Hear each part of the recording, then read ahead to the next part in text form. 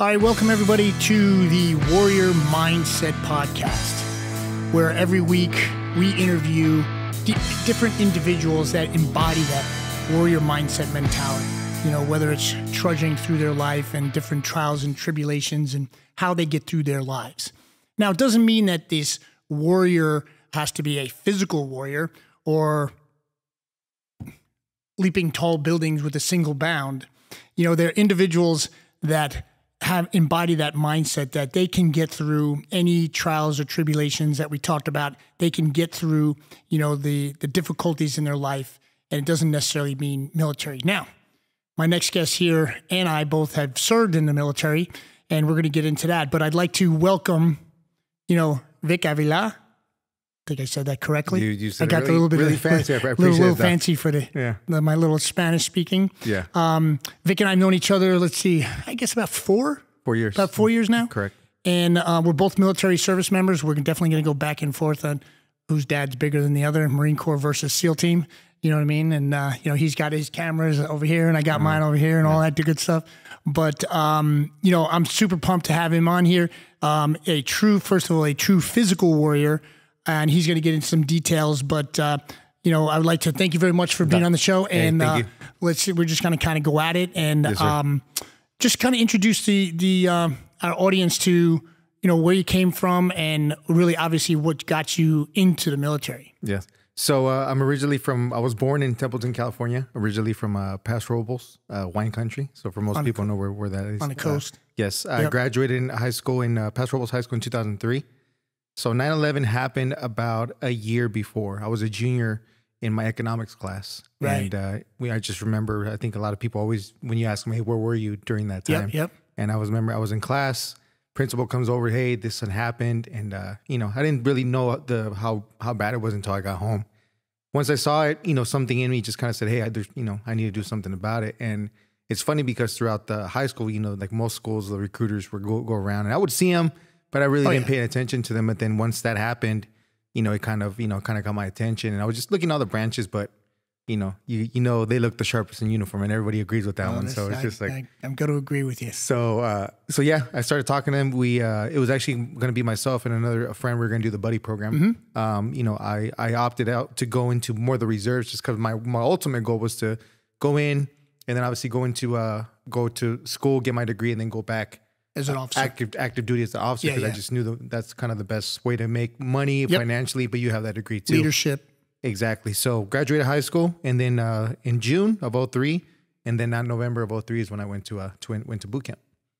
Right, and then right after boot camp, came out to reserves, right? So you go boot camp, and then right after boot camp, they give you about 2 weeks off, 10 days, and then you go to either you go to your MOS specific school. For me, I went to School of Infantry in Camp Pendleton. Yeah. Stayed there for 2 months. And then from there, I was on the reserves. But literally I checked into my unit, Golf Company, 2nd Battalion, 23rd Marines out of Los Alamitos, California. And literally our first annual training was going to be in Japan. So I got pretty lucky with that one. Oh, wow. Yeah. So for a lot of people who don't know the infantry, 0311, these guys do a great job. Right there. Yeah, there you go in the Marine Corps, man. We celebrated our day yesterday. So happy 0311 to everybody. Yeah. So when I was in, we got a chance to work with the Marine Corps a lot in different situations and deployment wise. And these guys, you know, my hat's off to these guys, you know, and that's why I think we get along, you know, so well, just because of our services and what we both did. But when you did get out, you know, you got the 0311, got the infantry, got out, and then what were you doing? Were you going to school a little bit, or? So I was going to school, Fresno State. I applied to different schools, but that one's the one that kind of offered the most money, the best, you know, the best bill and everything to cover that. So I went to Fresno State. I originally started with my first plan was to go pre-physical therapy. Oh, check. Because I knew at some point, whether I decided to go 20 years or whatever, that I just wanted to have something to fall back on. So originally I was going to go physical therapy, but then I had friends that were, you know, 4.8 GPA students and they weren't getting into the program. So I just had to be realistic with myself. So I ended up switching over to kinesiology with the specialty in exercise science. And that's kind of the route that I was going to do. And I was doing that. And then I kind of started getting into the whole personal training thing just because at the gym that I worked for at the time, or that was working out, one of the main physical fitness manager was a Marine. Oh, nice. And he told me, he's like, hey, man, you're in pretty good shape. You know, you ever thought about working as a trainer? I was like, I don't know anything about training. Yeah. Don't worry about it. I'll take you under my wing. Yeah, you're just taking the classes at the time and all that type of stuff. Exactly. Yeah. He took me under his wing. He's like, hey, just like the Marine Corps, just do exactly what I tell you to, and we'll get you there. And ever since then, I've been doing it. So Yeah. Now, did you finish at Fresno State? I didn't finish. So I deployed in 2009. We got activated in 2009. Our deployment was supposed to be about, those days were about a year and a half, but I went in during the Obama administration. He was making a lot of cuts during that time. So we ended up only doing like maybe about 4, maybe 5 months out of the deployment. Then we came back and I just tried to go back to school, and I couldn't. It wasn't just being, you know, and everybody's good at what they do. I mean, to me, it's just everybody was very opinionated. Going back to school, I remember the class that I was taking, it was a political science class. Ouch. And yeah, you can see how that went. And I remember the professor was asking some questions, and they were talking about the war and stuff like that. And there was a lot of veterans in the class. And I remember this girl stood up, well, you know, I think the war is stupid. They're just going over there and killing innocent people, and they're just nothing but baby killers. Yikes. And people have the right to say what they want. I get it. We're veterans. We see it all the time. But the thing that really disturbed me is that the professor, instead of saying, hey, well, kind of mind your P's and Q's, we have veterans, she let it fly. And I could see that the other veterans were pretty pissed too. And I just got up and I'm like, I can't do this. Yeah. And she's like, well, why are you leaving, Mr. Avila? Well, I'm like, if you're okay with that, then I can't be a part of this. So just the old school thing was I couldn't agree with that environment. Well, and there you go. Like with this podcast, we talk about mindset, and you know, we all have certain levels to where we can agree to things, we can disagree to things, we can, I use the term all the time, stretch the rubber band on what you can accept and what you can't accept. And you know, especially there's a lot of military individuals like you and myself that you know, definitely, you know, defended our country and speak and act very highly in regards to our service and what we've done. And when you have people that disrespect that, you know, at a certain point you got to go, nah, you know, sorry, got to put my foot down or step out or whatever. And it seems sometimes harder and harder as time goes on. And I mean, that's one thing I try to tell people, because I know we always have those fact checkers that like this. No, I mean, I'm no war hero. I didn't do anything crazy. I mean, I did my time, but I know guys that were previous with us, had that previous enlistments with other units, and they were there during like the push or we were lucky that we went in. I mean, the rules of engagement were really strict, so we were more like police officers. Yes. But I mean, still did our time and everything, but you know, I just put that out there just because, again, I know there's other guys that I serve with that have kind of been through worse and stuff like that. So. Oh yeah, I mean, it is one of those things where you, you know, we both do our time, and you know, I was in way before you, and way before you. I know. I think it's in the.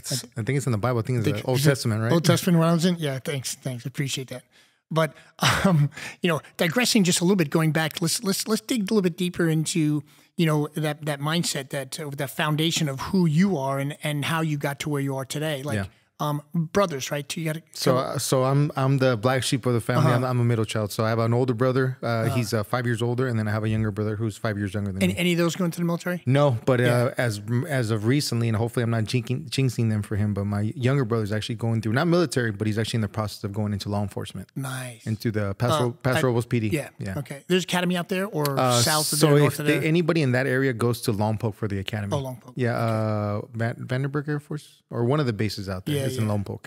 How many years younger? He's 5. Oh, 5 years. So I'll be turning 38. He'll be turning 33, and then my older brother's be turning 43. Yeah, the one 33, he's going to be in the academy. You'd be calling grandpa. That's, those guys, right? And that's the one thing I told him, like, you know, and I tell a lot of these guys, I mean, it's doable, but you just have to train smarter. You're not that 20-year-old anymore training for it. So. The body doesn't bounce the way it used to. Exactly. Yeah. And I'm still trying to be out there in the gym and PT, and you know, I'm blessed.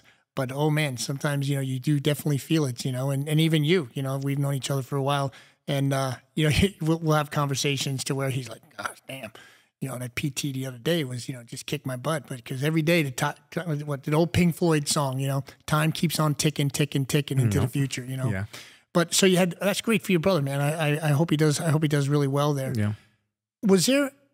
Was it the media, 9/11, the media, and where you kind of had that epiphany into your own mind? Hey, listen, I personally feel, Vic, I need to, you know, do my time. Or were there individuals in your life, whether it's uncles, cousins, neighbors, whatever, that were military individuals that you go, man, I could see myself doing that? So nobody in my family really was really ever military. I could say I was the first one, but I do come from a family of always served. My mom was, you know, my mom's the type where she met you right now, 2 minutes, she'll be like, hey, let me make you a plate. You need somewhere to stay. She's always very helpful, very just service. She'll do stuff for the community, never ask for anything. My dad was always a hard worker. They're both very involved with church. Like I said, I was really blessed in that I had really good upbringings with them, and always just serving. So the whole serving aspect was kind of in me. I always used to see them as an example, how they would always do stuff. I'm like, you're not even getting paid. Like, that makes no sense. Yeah. And so, but I know that on my mom's side, my grandfather remarried, and so my step grandma, if you want to call her, I just call her grandma. Her sons, they served in Vietnam. Oh, they were. They were in the army. So I was cool with them. I didn't really know about the military, but once I joined, and then they heard about me doing it, like this, we kind of started becoming really cool. Right. But other than that, I mean, I'm the first one.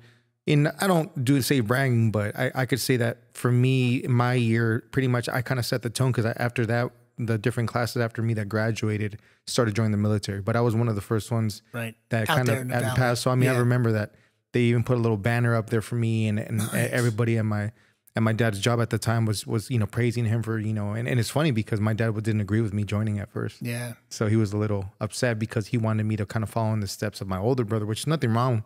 But I just told him I want to do something different. I want to be different. And then I saw this happen. So I kind of took it as, well, this is my calling. And then people would always tell me, well, why the Marine Corps? You could have gone Army, you could have gone Navy.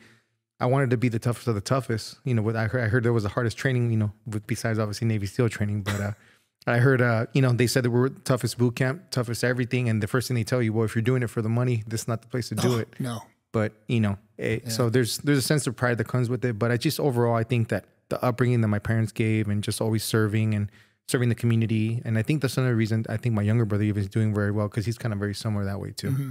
Well, it's you brought up the point, and I'm just kind of, as we have conversations, pick little things out and then dig deeper into those. Yeah. I like the fact that you use the term service, as your mom was serving people. And that is in my personal opinion, that's a warrior mindset. Mm-hmm. You know what I mean? That is that every day your mom's getting up and she's helping other people. Like, we don't hear a lot of that as much anymore. And I hope society changes in a way where, we're doing a community service. Your mom's helping people. You could go to your house and, she's going to give you a hot meal, and if you need to stay overnight, she'll probably find somewhere to sleep. Yeah. And I think we, in certain ways, from a grander scale, we spent our time in the service, to protect, our country, and that's its own warrior. That's the physical warrior mindset, where that mental aspect of a warrior mindset is like your mom's doing this community service. Like, she'll do it at the church, or your dad will help out with the church, and that's a community service. And, people try to think that because we're both service members and, we are, if called to physical warriors, but, life is so different. And like, you've definitely been around a little bit too. I've been real fortunate to travel all over the world, and, that mindset, that warrior mindset, is like on a daily basis. What are you going to do to help people? Because if you are a warrior, you're a guy protecting, you know what I mean? And you're not the guy that is always offensive. How can we get around this to protect our people? Your mom is from a warrior point of view, and your dad too, to help people, protecting them by whether it's food, whether it's donations, and whatever. And that's a great foundation that I think, personally, and knowing you for a while and your personalities, that's a great foundation to who you are as an individual. When you decided not to go back to finish your college and whatnot, you had a local gym here in town, correct? Yeah. So I don't know if you remember when Bally Total Fitness used to exist. So that was my original gym that I started with. Like I said, he's my mentor to this day. I think he's still training. Shout out to Luis. He's the one that kind of taught me everything. He obviously knew that I took the Marine Corps very seriously, so he kind of took when he would explain things, he would always use the Marine Corps terms to explain it. But he mentored me, and he would always tell me, look, like, be that motivator, but also understand that you can't train everybody like they're going to boot camp. Yeah. And I learned that the hard way, because at first when I started, I was just literally running everybody through the grinder. And he just taught me, you gotta serve, you gotta serve, and you have to make sure that you treat everybody like family. And that's one thing that I try to do to this day. I mean, everything that I do here, everything that we've done together, I think the reason why you, me, Chewy, everybody, we get along is that I've never done anything for the money aspect of it. I always do it to serve, to help. And obviously I always say, the money will come with it. That was one thing I get from my mom. My mom would never ask for anything. And she would always say, don't look at who you're doing it for. Just do it, and God will bless you with 1,000 times blessings. And it's something that I live through this day. And anytime we can give back or do anything, I do it with never asking, well, what am I getting out of it? That's not my thing. Also, too, is people think a lot of times a warrior is an individual that is always offensive. The warrior is always the one that is defending. But a warrior is also a teacher. You know what I mean? And on a daily basis, you and I, on the other side of this wall of the studio, we got a gym that we're training people to be better individuals. We put a program together. It's to get our police officers ready for the academy.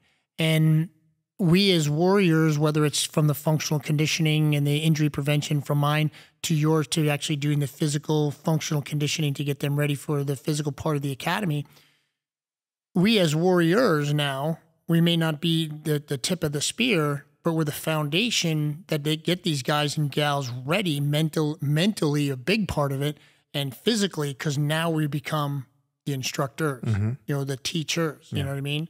And I use this term all the time when I used to teach at I was on the faculty at the chiropractic colleges with the intern program. And I think what makes us who we are today is the fact that most things in life are see one, do one, right? You go to school, they teach you something, you go out and do it practically. You have a baseball coach that says, okay, you're going to swing the bat this way, the ball's going to come at you, you're going to swing the ball this way. You got a soccer ball, you're going to kick it this way. You see one, do one. But where we are now in our lives are where we have seen and we have done. But now guess what we're doing is teaching. See one, do one, teach one. Once we start teaching, we become even better individuals from a mental and physical point of view. Well, there's some young bucks out there that are still kick our butt in the PT aspect of it. We're still going to bark at them and give them a hard time. But we may not be that physical part, but we can understand how to get them from seeing things, right, that we're showing them, doing things from a practical point of view, and then eventually they themselves will become the teachers. And I mean, I think that comes from, especially I take a lot from the military. That's one thing, some of the best leaders that I've had, that's what they would do for us. And if you look back at the history, especially with the Marine Corps, they take a lot of from the Spartans. They always say the Marines are the 21st century Spartans. And a lot of it, the way the Spartans used to do things, they would not only put you to the grinder, but as they would get older, they would continue mentoring and they would continue teaching. And that's something that even some of the great leaders that I served with, they know that I would mess up. I was a young boot that did some stupid stuff, but they would get on me. But then as I went on and promoted, they would always mentor me. And I think that's something that, like you said earlier, I think that we're not doing enough these days. I look at some of these trainers out there, and I won't say specific names, but they're giving their clients what they want or what they want instead of what they need. Right. And they're only just, okay, just do this and go. They're not teaching them. And to me, as a trainer, if you're not correcting or fixing for them, giving knowledge, you're kind of doing a disservice. Well, and also too is with what you're doing is the program that we have out there that Vic runs for us is a prep academy. It's a police officer academy prep program. If you don't teach them how to do things correctly, and you're just in it like a lot of the trainers are just for the money, which we're definitely not in it for the money for prepping these guys. But the idea behind it is then it becomes a city problem, because if an employee has a back problem, now I'm talking from the chiropractor, the injury prevention point of view. If we're training them just to train them, hey, listen, let's get them through the program and don't worry about it. But we don't think about what happens when they get done with the academy and they're putting on the belt, they're putting on the vest, they're doing, climbing over a short wall or whatnot, and they get injured. We've got to prep them first so the injuries will be few and far between, because then it becomes a city thing, then it becomes a workers' comp, and then it becomes a problem where I think the type of training program we're doing here to prepping for the academies is the fact that we're also making future employees for the cities that we train our future police officers for, where sometimes in this civilian world, we'll call it, where people are just out there training, they're just training for the dollar. Exactly. And the biggest thing, that's obviously when we started this program, and as we've been developing and we're starting to see more, cadets that are going in and finishing the academy and just finishing top of their class. I mean, we're starting to see the fruits of our labor, but so it's when I've talked to the chief and when they ask me about what we're doing, I mean, that's the main thing I tell them. Like, I want to make sure by the time they get to FTO that they can survive, that they're not sore, that they're not hurting. But even that, I want to be able to see them in 20 years and then they're still active. They're because nothing, no offense to any of them right now, but we're seeing a lot of police officers are overweight. And that's one thing that me, Captain Gomez and Chewy, and obviously us, we've talked about. It's like when you make that commitment, you at that point it stop. You can't have that concept of being able to be lazy or out of shape. Once you make that commitment, no matter if you're going to go and have that uniform for 5 years, 10 years, or until you retire, you have to stay in shape. You have to stay in shape. And there's no ifs, ands, or buts about it. But unfortunately, not everybody thinks like that. And the tough part, which I think is an attribute to the program that we put together, is, you know, one of the lead guy, if anything, from non-police officer right now, you know, Vic's running this program. And the tough part is to try and have, you know, people think that they're going to be out of shape and get through this program because, I mean, you know, I'm going to have to admit, too, the Marine Corps wears the best squared away uniform. So when you're the lead and you're telling these guys, hey, you know, this isn't going to work, you know, you got to look good in your uniform too. You know what I mean? And I think that's one of the attributes that we have at this program is that Vic definitely makes sure that these guys are going to look the part also. And it's not even just so much me. I mean, I just recently talked to one of the guys I serve with. He's a gunny and he's still in. He literally just became a U.S. Marshal. And we were just kind of conversating, he asking how I was doing. And we both agreed that, again, we go back to what the Marine Corps taught us, the discipline, the integrity, and just overall, you know, giving everything 1,000% and having that mindset, you know, that they taught us, you know, and he's doing very well. So, I mean, I've kind of see that's a common thing that a lot of the guys that I've served with, either on law enforcement or working for the government. And it's just that it all goes back to the basics that we were taught as Marines, you know? And I think, you know, and correct me if I'm wrong, I think if you get a squared away officer, right, and it just looks in an impeccable shape, the uniform looks perfect, and you're going on a call, I personally think if I'm somebody that's going to cause a problem and I see a police officer that's pretty squared away, probably going to be, I'm going to think about it at least once before I kind of, you know, would try to get froggy on somebody and whatever, as opposed to somebody who's out of shape. I don't know agree? Well, and the thing is it's funny because I look at, I mean, my inspiration or who I try to keep up to just is I look at Captain Gomez and Officer Santillan. And I mean, I tell the cadets, I'm like, look, these guys are way older than us. I mean, Chewy, I believe, is late 40s maybe. I think so, yeah. And Captain, I think, is a little older than him. And they are running circles around the young bucks. They look in shape. They're squared away. They have their knowledge. I'm just like, look, if they're doing it, like, what excuse do you have? You know, and I think that's just something overall, I believe, across all the agencies, all the military. I mean, just in the world, in our nation, we got to get back to just having those standards. We've gotten so comfortable and just like, oh, well, you're a little overweight. It's okay. You know, we still love you. Not, if I really care about you, hey dog, you know, I love you. You're my brother, but you're kind of gaining some weight. I'm concerned, you know, but people don't want to have tell me something. People don't want to have those conversations because it's uncomfortable. And we have to get used to being comfortable and being uncomfortable. And also, we're looking like a lot of the stuff we're talking about now is from that fitness mentality too, within those warrior mindsets that we have. But also too is when you have these conversations with our first responders, we'll call, you know, police officers, firefighters, paramedics. We work with them all here, you know, government agents and whatnot. But also too, you think of one is their personal longevity from injuries. Then we also too is from who's employing them. You know what I mean? So if they become a detriment to the department, you know, they become a liability, you know. So our job is to say to these men and women, hey, listen, let's square away, not just because it looks more presentable when you're approaching a situation, but also too is your life and longevity is super important to us too. Injury prevention, exactly. You know? Yeah. And I think that's what we're making the next phase, this next chapter with everything going on with the academy prep and everything that's going on with this new academy facility that they're building that looks amazing from what I've seen just from the pictures.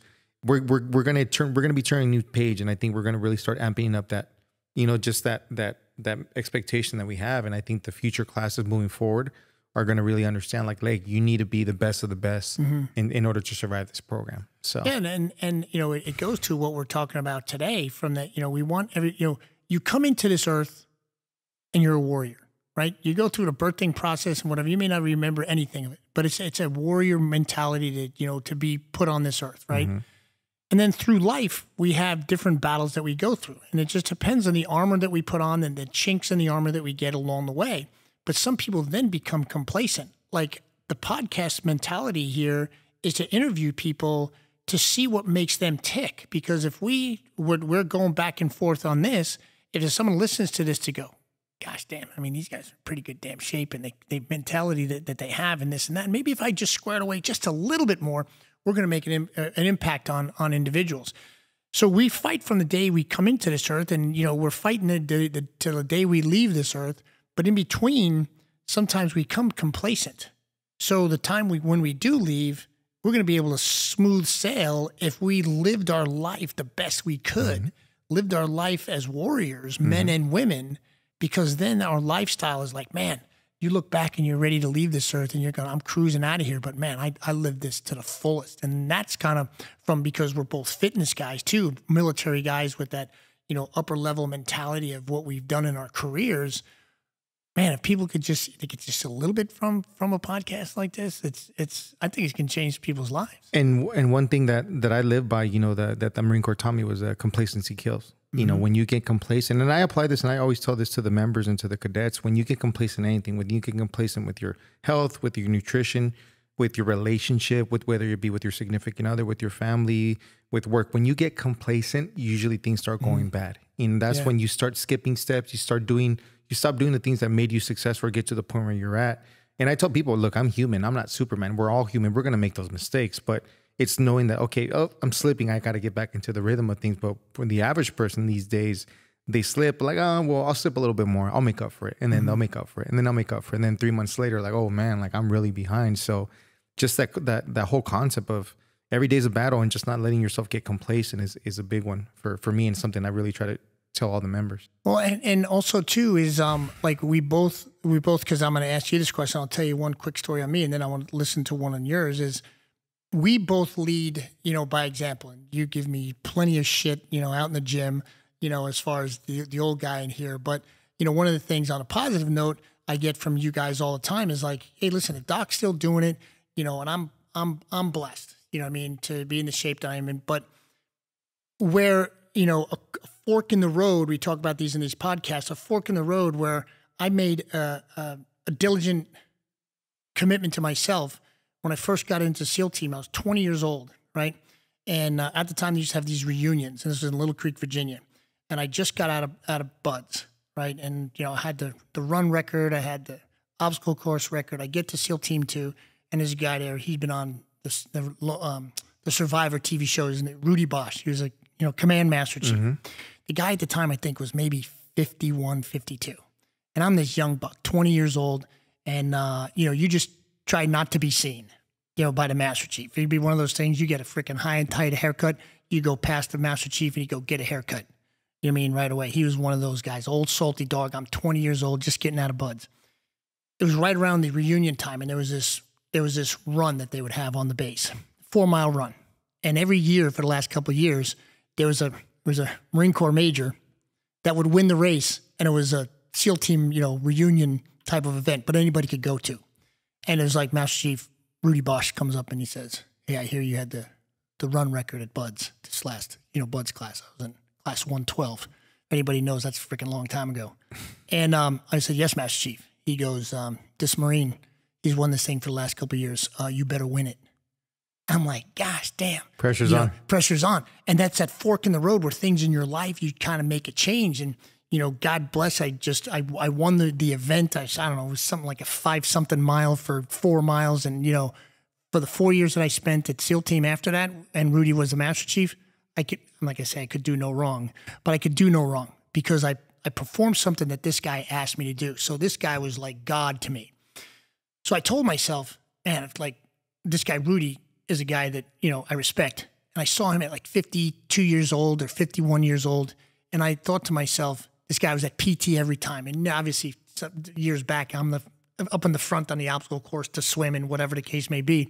But I told myself, when I'm 50 years old, I want to be in just as good a shape as Rudy. And obviously, I did 6 years, and I got out. Became a chiropractor. I'm blessed now, and I'm going to be this summer. I'm going to be 63. But when I hit 50, I thought to myself, I'm in 10 times better shape than Rudy was then. But what he did for me, he put me down that road to never stop. He lit that fire and kept going, that fork in the road. I could have been complacent, but out of shape, did my time and whatever. But I always thought of Rudy. I mean, until I hit 50 years old, I hit 50. I'm like, man, I think I'm in 52. I'm in just as good a shape. And it probably was better. But what we do now in our facility here, where we're both working at Doc's gym, is I'm in there and I'm telling people, no, you follow me. I want you to be in better shape than me. You know what I mean? And that's kind of what you do when you're with your cadets. They're actually pre-cadets and things like that. You're leading by example to where there should be no reason some of these young bucks should be losing to you. Yes. And a lot of it, again, not only, we always going to have that one leader that kind of inspired us or motivated us, whether it was an ass chewing or whatever it was, but it also has to do with the circle that's kind of within your group. If your circle's not making you better, then you're in the wrong circle. I remember when I joined the unit that when they had just got back from Iraq. And so they went actually during like the push, they were one of the first reserve units to go to Iraq. So they went through some shit. And I remember, a lot of them were Lance, corporals. I was the young buck at the time, but I was just always paying attention to what they were doing. And hey, I need a Marine. I'll be running over there. Hey, I need a Marine for this. I'd be running there. And so one day, one of the squad leaders like, hey, come here, Avila. I mean, you're the only one that gets up and you're the only one that responds and you're the only one that's volunteering for stuff. He's all like, I like that. He's all like, don't let these other guys get away with it. And he's all like, but keep that up and you're going to make it. You're going to do very well. And they would always take me under their wing, how to clean my rifle, how to do my thing. And then I remember being introduced to, at the time, he ended up becoming our platoon commander. By the time he was a sergeant, this guy, I mean, his stack was there. He had been there, done that. He got what the Marine Corps has this event called the Super Squad. Okay. So they take, you pretty much, it's squads all over the Marine Corps and you go through like this competition. And if you win, you get like this well-known nice badge that only you can wear it if you win that competition. Well, he had this. So when he would wear his uniform, squared away on the civilian side, he was a SWAT for the Pasadena PD. I mean, this guy taught me more tactically than, no offense, but what the Marine Corps taught me is, look, this is what the Marine Corps teaches us and it's fine, but this is more realistic for what we're going to do. Until this day, it's someone that I respect that really taught me about not only just leadership, but just leading by example and just always doing the right thing and just how he carried himself. He ended up retiring a couple of years ago as the first sergeant. And, now that he sees me doing all this academy stuff, he's all, hey, it's good to see that you're carrying on the torch of some of the stuff that we were able to teach you.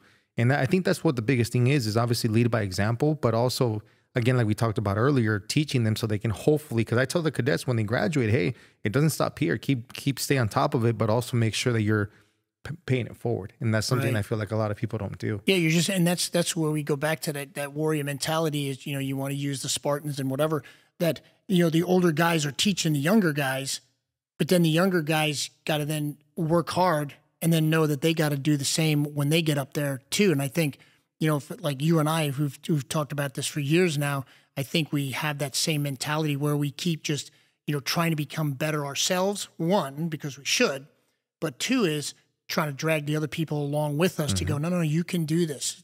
We can help you out with that. And that warrior mindset that we have is to help others become successful too, all the time. Yes. You know what I mean? Yes. And like I said, that's something that myself and Chewy and all of us, I think we take pride. I mean, I never take anybody's credit, but when we had this last class that graduated and the top 2 students came from our program, it's kind of that proud dad moment, and it's just like, and especially having the chief coming up to us and just saying, hey, what you, Doc, and Chewy, you guys are doing, like, we noticed it. So it feels good. It feels good. And it just shows you that we were able to plant that seed and that we did something right. Yeah. And you're always, and we're always competing. Oh my God. It doesn't make a difference how old you are.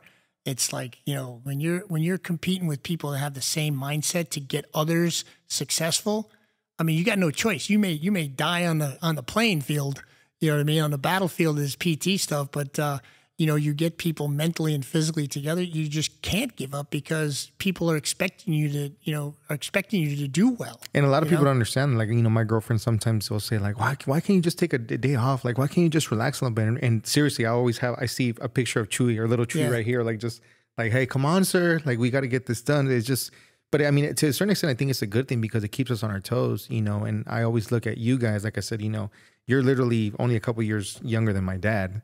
So, I mean, I love my dad. Thank God he finally got his stuff together. He's getting in better shape. But, I remember when my parents were leaving and they were like, oh, I don't know if we can. We're getting older. And I showed him a picture of you competing. I'm like, look, this guy's 2 years younger than you and he's doing it. So you can't give me an excuse. But I think a lot of it too, and another reason why I do what I do, besides helping, but I also always wanted to get back specifically to my community, because in our culture, our community, the whole concept of health and fitness, people look at it as like a luxury. Right. Oh, well, you have to be rich to go to the gym. You can afford it, and it's not a luxury. It's something it should be mandatory. So that's something that I look at too. And then when I see someone like Chewy, who kind of same thing, really good shape, older, he's part of that ethnic, that culture. I mean, it gives you inspiration to keep pushing. So that always reminds me, like on those days when I don't want to do something, or when maybe I want to slack, I was like, nope, can't. Got to keep pushing. So. Yeah, and we're gonna try to get him on here soon too. Is like one of those things. We're trying to catch him. Is the worst part with that. Yeah. But it's one of those things where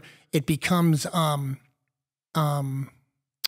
infectious. The guy that we're going to talk about, hopefully we'll get him on the podcast here. But the story that we talked about all the time, I think it was it Labor Day? Maybe 2 years ago. Labor Day, he's down in LA doing a training down there, and he's just talking, guys just, jaw jacking, and we were talking about the Murphs. Yeah. And yeah. So that was my first year. I remember that. And this guy Chewy comes back to Vic and I, and he says, "Hey, listen, we have a competition from Labor Day to Veterans Day. I think Labor Day to 9/11, I think, or something like that. No, because Labor Day is September. I think it was to Veterans Day, which was November. Yeah.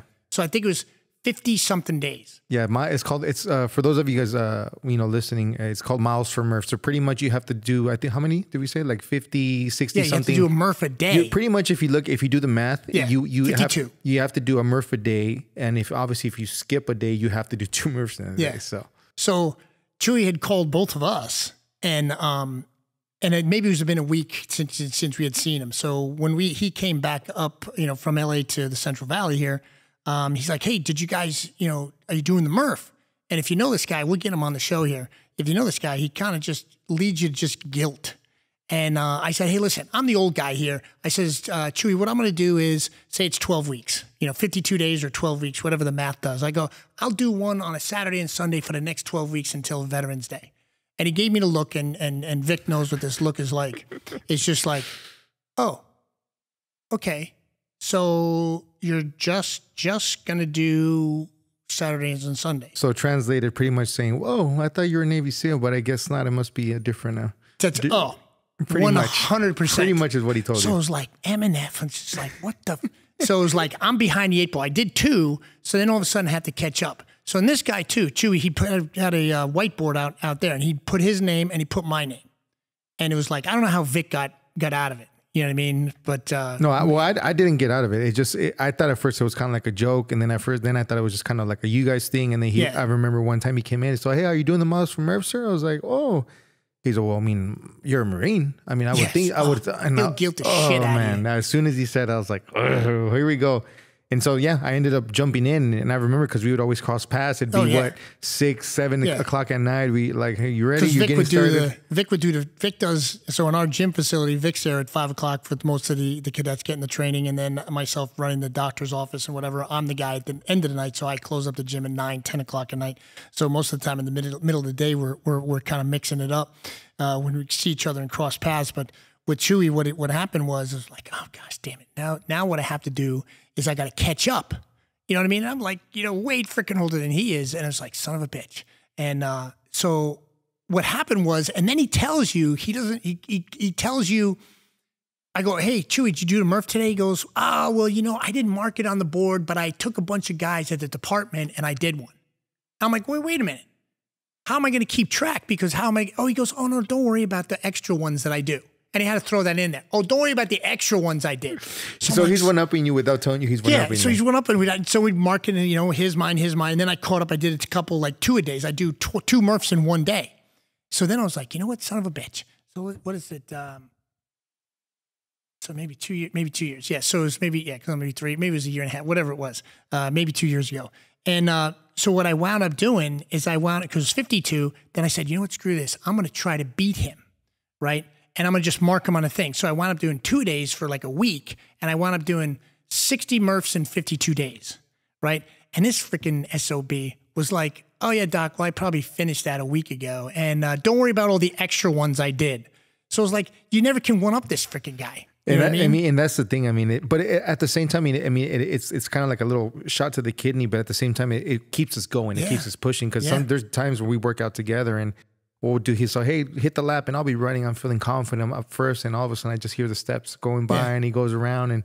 And again, what's my excuse? He's older than me. He's probably his body's probably more beat up than mine. So what's my excuse? But again, it's like really what I tell people is when you have that mindset, age is just a number. Yeah. Age is just a number. One of the members that we have here comes in consistently Monday through Sunday.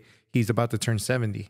And I mean, his flexibility is good. I mean, he's doing more than some of the 40-year-olds these days, you know? So, I mean, it just tells you it's really up here. And that's why, like on this podcast, the people that we get on the show, and hopefully we'll get Chewy on it, and he's so busy, you know, but that'd be great to have him on here. With this podcast, you know, there's regular people like you and me out there that are trying to help other people, or also trying to just do their own thing. And they have that mindset of like, you know, whether it's diet, whether it's nutrition, whether it's stress reduction, whether it's they're raising kids on their own, whether they've been, you know, they've lost a loved one and whatnot, but they're still going like every day. And you and I have met tons of people like that. And everybody's worried about, you know, what's going on in society and all this type of stuff, because it's just nuts. But what happens is the people with boots on the ground are people like you and me, and people like the people that come into our facility, and the people we see on a daily basis. These are the foot soldiers, the warriors, you know, that are constantly every day just trying to get through the struggle. You know what I mean? And especially how today's society is and how everything's going, you know, and obviously we won't talk politics, but you know, it is what it is. And I think now we're kind of considered the unicorns of today's society, because not everybody thinks that way anymore. Not everybody can take certain criticism, or if you're messing up or you're gaining some weight, or I see you slacking, if I were to tell you something, you'll understand, you know, it might hurt a little bit, but you see it from, oh, he's trying to better me. The average person, you tell them that, they get offended. Yeah. And that's why, I mean, my style, I haven't changed my style. And I tell people, I'm not going to change my ways. Like my group is not the biggest group compared to other gyms and what they're making. But the one thing I tell them is I will give you 1,000%. I will always be honest with you, straightforward. And like I said, why? Because in the long run, that's going to do better for them. If I just lie and say, oh, well, it's okay, you're a little curvy, or you're a little overweight, or you're old, but we'll make it work now. You have to be realistic. And I tell people, I'm like this with everybody, with clients, with members, with my family, with my girlfriend. You know, I set that tone because you can never go wrong with just being yourself and just being straight out. You know, if people get offended, then hey, then maybe they shouldn't be in your circle. Well, and also too is you have a standard, you know, that you live by, and that's not a Vic problem. That's other people's problem. Yeah. If they have a problem with you, that's their problem. You know what I mean? So it's like, and that's what's so good about, you know, having you here at our facility and working with these the young cadets, future cadets for the academy, and future police officers, men and women, is that they know what they're going to get every day. And I think little by little, if we can change little pockets of how people think, then hopefully, you know, through osmosis, through whatever, the trickle down effect, whatnot, whatever analogy you want to use is, you know, hopefully we can make a difference in society. You know what I mean? And that's one person at a time. That's the reason why I do it. I mean, before I was doing this, I would always run classes for some of the recruits that are getting ready for Marine Corps boot camp.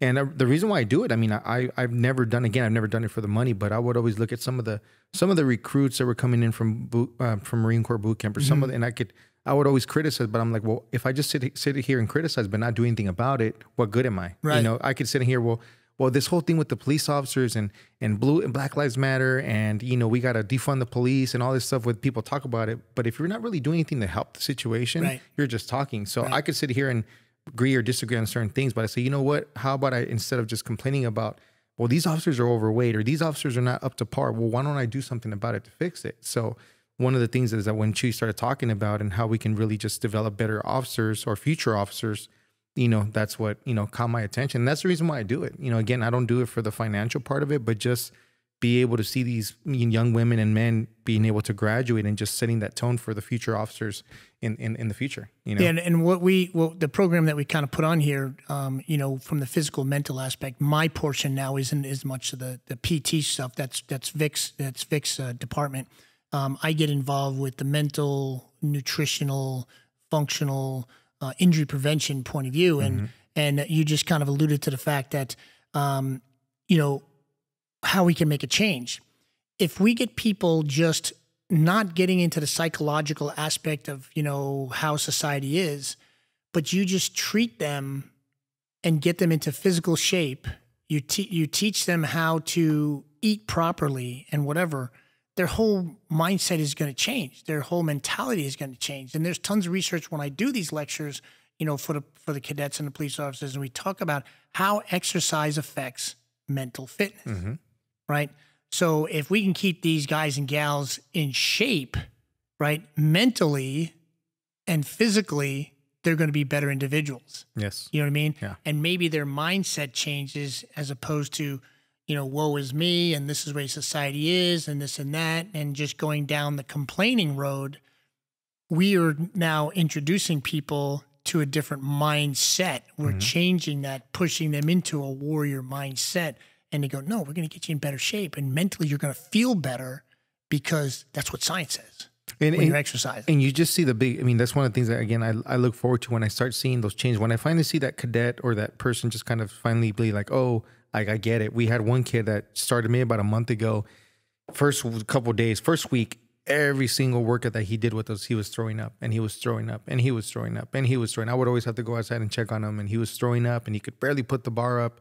About a month ago, or like about a week ago, he comes up to me. He's like, "Hey, sir, I just want to let you know I haven't thrown up anymore, sir, and you know I can get the bar up." And even one of the instructors went up and complimented him on how he's just lifting the bar better and everything. And that, to me, you can't put a price to that. You can't put a dollar amount to that. That's, you know, sense of pride you take over. And I wish him the best. He still has a long way to go, but we're noticing the change. That's only been 1 month. Imagine from now till July when he actually goes to the academy. Well, and also too is we don't always necessarily say that everybody coming into this program goes to the academy, because they don't. You know, because some people wash out, and if you will, they just make other decisions in their lives. But I will guarantee you, they will remember their time here. Exactly. I will guarantee you, they may not do the same type of PT, you know, the fitness training that we do here. But I bet you any amount of money, they'll probably get a gym membership at GB. You know, we've got a local gym here, George Brown's or whatever the case may be. Any of the, you know, the gyms locally that they do go to, but we're changing, again, you know, the terminology we use, whether it's a warrior, whether it's warrior mindset or a mindset, we're changing a mindset to where these people may not have thought they could do something. And maybe it was the training that you kind of put them through that all of a sudden their mindset changes. They may not go to the academy, but that individual will definitely remember that, wow, my mentality changed, my whole demeanor changed, and I'm better for it because I exercise and learn how to eat right. Exactly. And like I said, I mean, it all carries on, you know, like I said, we're going to see the fruits of that moving forward. But again, and like you said, you know, it's not even so much of a cadet thing. I mean, even just the clients that I work with, I tell them, you know, a lot of them wear different hats, either mom, you know, dad, husband, you know, whatever the situation may be.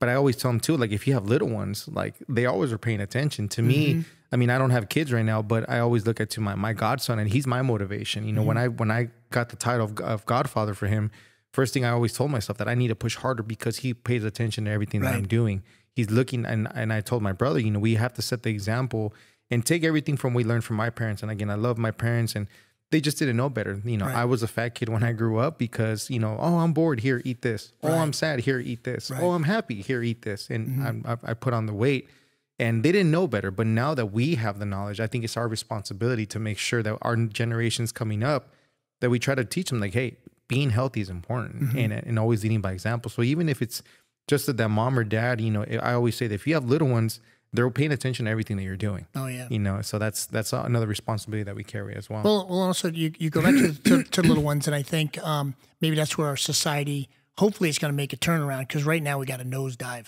But, you know, hopefully we get some pilots along the way in life or society. Maybe this podcast is, you know, some sort of resemblance of helping out, when, you know, in whatever fashion or not it is. But you use the point where the kids, this generation below, whether they're little 5 or whatever, or they're 13, 14, they're seeing the way we as parents and as adults act. I think what we need to do in society is to make a 180. You know what I mean? And make a change. And maybe these type of podcasts, you know, these positive, you know, motivational type things, is getting people to become their warriors, that we can make the change. You said you're trying to lead by example with your nephew because you know that he sees his parents and he sees you, that if we can have another Vic, another Doc Joe, another, whoever, Chewy, he's got great kids, that we can make, a change in society. I think what's happened is there's been a disconnect with a generation of parents that are adults that kind of let the kids, I don't know if get away with things, but just have their own opinions on things when, you're leading by example. They're going to follow you in a positive way. I mean, there's nothing they can do but look at you and go, gosh, damn, my godfather is in great shape. He talks about this. He's positive, motivating. He's got that warrior mentality that, the old Michael Jordan thing. I want to be like Mike. Yeah. They want your godson wants to be like Vic. Yeah. You know what I mean? And I think a lot of it, and I mean, obviously it's controversial because I always get this from a lot of people. Oh, well, you don't have kids, so what do you know? But it's one of those things where it's just like, it makes sense. Like you have to lead by example. And I think that the biggest thing that I've noticed, and just from either working for some of these younger cadets coming in or some of the kids that I see working with some of the other trainers here, is parents have been worried more about being their friend instead of being their parent. Right. They're more worried about. Well, I've done that too. And I said, and that's why I can't really talk because kids. I don't got kids. So I mean, some people say, well, you don't know. Maybe I don't, but that's from what I see because, I was watching a movie the other day and I can't remember the name of the movie, but he said the day that we stop seeing people saying yes, ma'am, or no, sir, yes, ma'am, it's over. And it's true. The first thing that I do when I work with a cadet or someone going to the military, first thing I do is I teach them, like, look me in the eye, shake your hand. Yep. How are you doing, sir? Good afternoon, sir. Good afternoon, ma'am. These days, I mean, that's a controversy. Mm-hmm. They were saying that they were looking at the Marine Corps possibly getting rid of sir or ma'am because it was, and it's just, and we can't do that. We have to go back to the basics of, just the discipline and just, yes, I love you, but that's not okay. Yeah. And that's something that I think with those little changes, like you said, that 180 that we make, it's just going to make society that much better. And hopefully, like my son really well too. And he's one of those kids that, he'll come up to you when he sees you, he'll shake your hand and look you in the eye. And it's just one person, and I think I've raised a really, really good son. And, but people have told him over the years when he's been a little kid, and I'm sure your godson's going to be raised the same way by you when you're with him, is like, when you introduce him to an adult, whoever it is, Johnny, Connor, whatever the heck, and they're going to say, go shake his hand and tell you, good afternoon, good morning, sir, whatever the case may be, and look him in the eye. And then he's always got complimented as he grew up. When the parents talk to me, they go, gosh, damn, this kid's like pretty squared away because it's not normal. Exactly. So if we can change that not normal to be more normal, I think we can make that 180 like we were talking about. Yeah. You know what I mean? Yeah, and I think we're in good hands. I think we're making that shift slowly but surely, and I think we'll be good. But I think it's just important that people like ourselves that are in leadership roles understand that. And always remember, in anybody, if you're in any type of leadership role, it's a privilege. Yeah. A lot of people take that leadership role and they think they're the town sheriff. And you have to remember, when you get that leadership role, you gotta be the mayor of the town, but you got to also be the most humble. And that's why some of the best leaders that I've looked up to, that I work with, I mean, these guys knew their stuff, squared away, high ranking. I remember being in Iraq and being being on post and just kind of there and having the regimental combat officer come in, and he was a colonel, and he was just the most humble guy, and just asking how I was, and I was just here at attention. Oh, hey, relax, Marine, and just because of customs and courtesies, but the most humble guy, and just asking, hey, how are you? How's the deployment? How's your family? And I think that in a leadership role, it doesn't matter even if it's not military, just a leadership role in your family. Like, you got to make sure that you take that responsibility, understand it's a privilege, but also making sure that you're good before you start looking at everybody else. Because another thing I see sometimes with parents that bring their kids here is like, hey, well, you need to run faster. You need to do this, or you need to jump there. And they're on their phone, drinking a soda. I'm just like, come on now. That. So I think that we just have to remember that, being in that leadership role, whether it be in the military or a police officer, or just in the civilian, whether a parent or whatever hat you wear, to always remind ourselves that it's a privilege to be in that role. Yeah. And you and I have the same motto in the sense that, and it's SEAL team kind of motto, but you agree with it in a way, in the sense that they use in the SEAL team, the only easy day was yesterday. And that's because it's already done. Because each day we got to wake up, we got to put on that armor, have that mindset, and move on. And also too is lead by example. I tell people in the gym all the time is like, I train scared now. And then people are like, what, Doc, what do you mean train scared? Because if I stop, I'm going to freaking fall apart. You know what I mean? So I just maintain the best I can. And also, too, is until the day I die, I'm going to keep doing this stuff because if we can make one change of one individual to make their lives better, we're gonna exit this earth with at least a little thumbprint to somebody goes, oh, you remember that guy? I tell my kids all the time when they bury me one day is I put on my tombstone, no one ever could say he's lazy. Yep. And if we can leave this earth with everybody knowing that we weren't lazy, we were doing our job, man, we left this earth in a good point. No, and that's, I mean, what a lot of people ask me, hey, how you doing, Vic? I mean, I always say the same thing, another day in paradise. And that's something that my company, Gunny, would always tell us, when we'd be, like, how you doing? How you doing, Gunny? Another day in paradise. And one time, what you always say that, Gunny, if you don't mind me asking? Well, he's, oh, you're alive, right? Yes. Are you missing limbs? Yes, it's raining, but you're not dead, right? Yep. So another day in paradise, right? So, I mean, ever since then, I mean, you have to look at that kind of mindset when you're doing certain things and because people are looking at you, and especially us being in the gym, it's our responsibility as leaders to obviously be the most humble, be the hardest workers, but at the same time, we have to keep that environment because if someone comes up to me like, well, how are you doing, Vic? Oh man, this place sucks. I'm freaking tired. Well, then what's that going to do to you? And what's going to do it to the next person? Misery loves company. Exactly. So as we kind of finish up with this, like you said, we've definitely meshed really tightly in the short amount of time that we've been kind of hanging out, and we look forward to doing some really cool stuff together. But if I were to ask you a question, what if you could sit down with somebody right now, and it could be presently still alive, or it could have been from back when when I was around during back in the Bible days, 1776. If you could pick somebody you'd like to sit down and have a cold freaking beer with and whatnot to just ask some questions to, who would it be? Oh, man, I think there's so many ones. I mean, I would say from a leadership perspective, I would say it would be probably good old Chesty Puller. Chesty Puller. That's awesome. I know obviously any Marine that's listening is like, typical Marine, but it's just, we'll give him a second one to pick too. Yeah. So I mean, the thing is with that one is just, when you look at his history and obviously being one of the most decorated, Marines in history, but also the awesome name.